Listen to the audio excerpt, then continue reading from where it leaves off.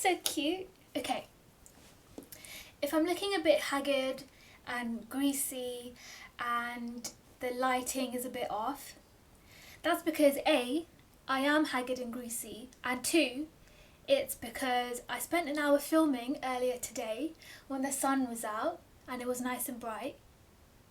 But then my phone decided it ran out of storage and didn't save anything. So I'm going to try again and hopefully I can bring you the same sort of energy I had in the first video. Unlikely, but I'm going to try. Now in this video I'm going to talk about settling, and I'm going to use settling in 2 ways here. So the first is settling down. So that's when you find a long-term partner and you stop dating altogether. And the second one is settling in the sense that you're compromising your own needs and wants. So like in my last video, I've included bloopers at the end of this one too, just in case it inspires anyone to get off their ass and do something that makes them uncomfortable. Because like I've said before, this shit actually terrifies me. Okay, so according to the Office of National Statistics, in 2017, the average age of a heterosexual male getting married was 38. And for females, this was 36 years old. For same-sex couples, this is a little bit higher. And I know you can settle down without getting married, but marriage is probably one of the most common things that people associate with settling down. So this data shows that we're actually waiting a little bit longer to settle down. However, when I look around within my own friendship circle and people that I know, so people who are in their 20s and 30s, there seems to be this impending sense of doom lurking over everyone's head about getting married and settling down. And I feel like this can sometimes make us settle for less than what we deserve and less than what we actually want.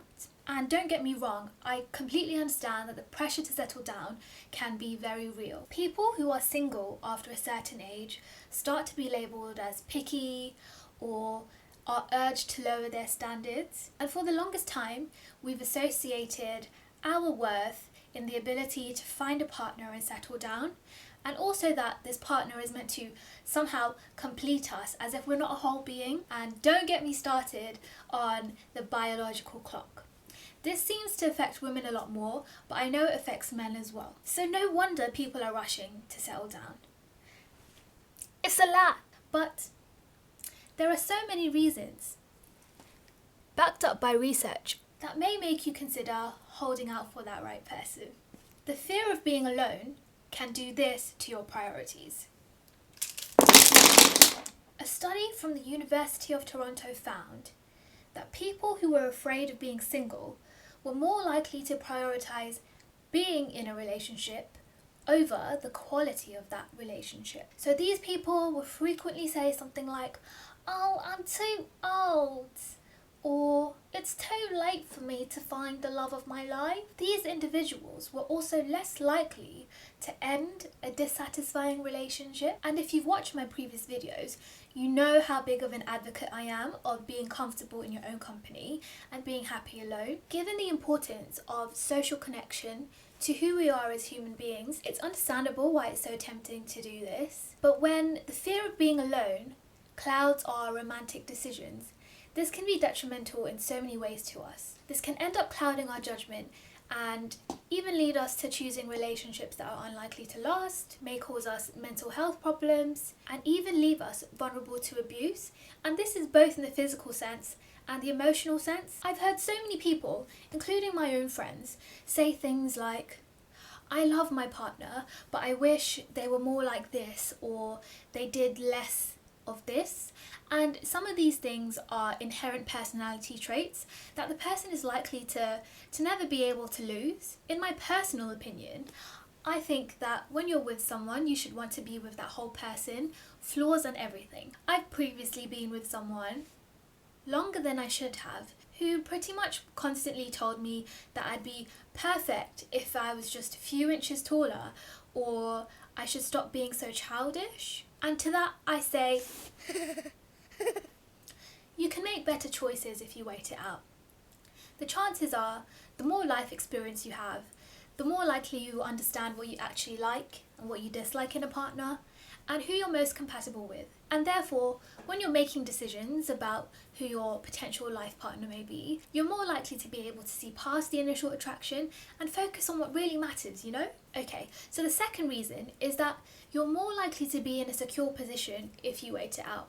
And this could be from a job perspective, your finances, and even emotionally more stable. I mean, that is questionable for some people, I know though. From my previous videos, you probably already know that I really like finances and I love my money. And for me personally, before I settle down with someone, it's important for me to be financially independent. And for me, financial independence looks like having my own house, having my own car, having X amount in my savings account, and having XYZ investments. Before I've achieved all these things, I am not settling down with anyone. Okay? And you know, financial independence might look different to you and you might define it differently, and that's okay, but you need to understand, what is your relationship with money? Are you able to manage it properly? And what are your financial goals? Are you able to sustain yourself entirely alone without any help from anyone else? I mean, are you paying all of your own bills? The reason why this is so important is that the number one reason for relationship breakdown in terms of divorce is money problems. And you know, it's not always necessarily the amount of money, it's more about, like I said, the relationship with money this couple has and whether or not their financial goals are aligned. Money is also one of the biggest causes of poor mental health. So much so that Martin Lewis, that money saving expert guy, has set up his own institute called the Money and Mental Health Policy Institute, which specifically looks at these issues. So again, I want to reiterate, it's not about how much money you have or having this large lump of money before you settle down.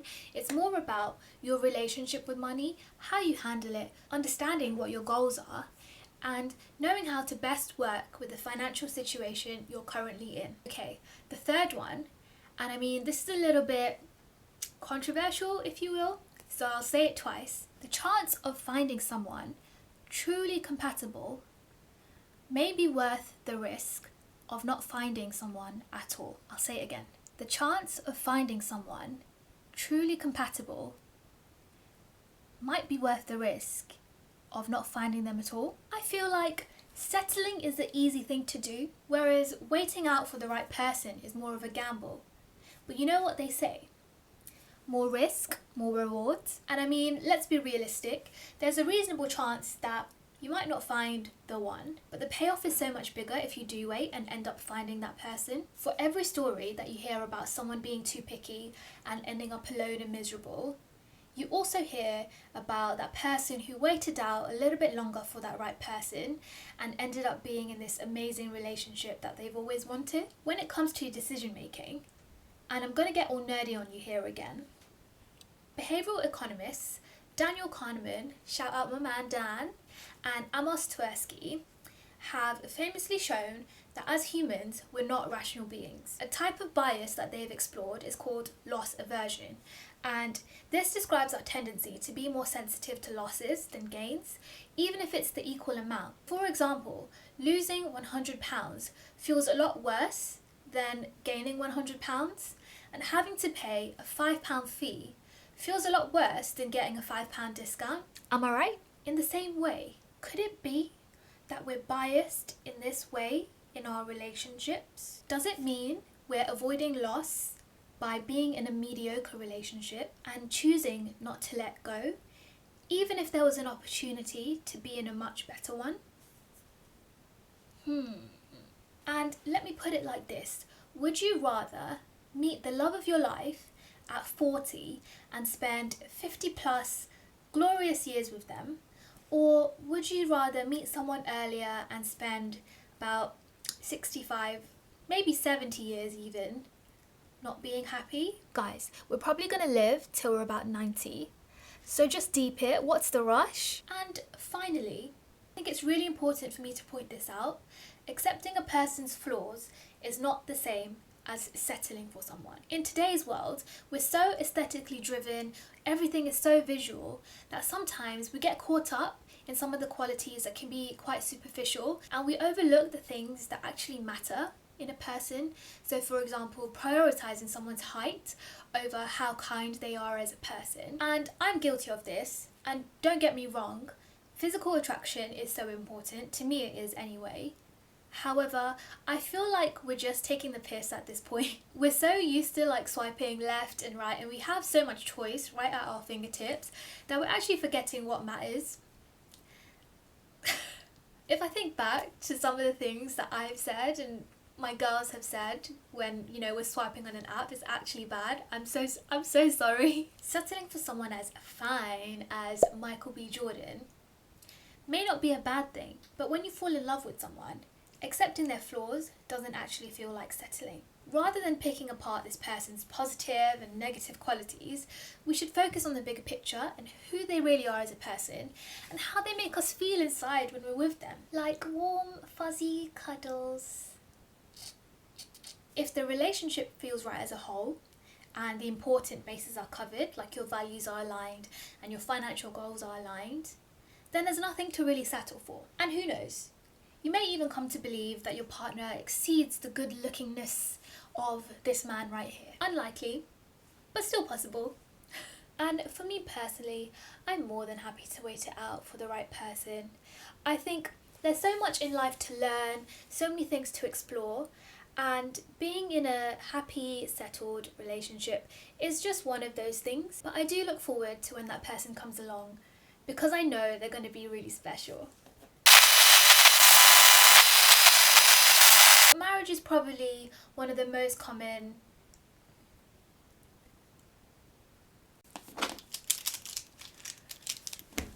and even leave us open to.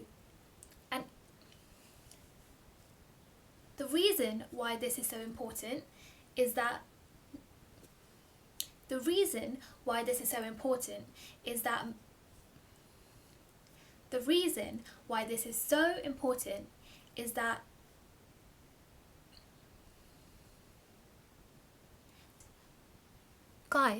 we're probably gonna leave.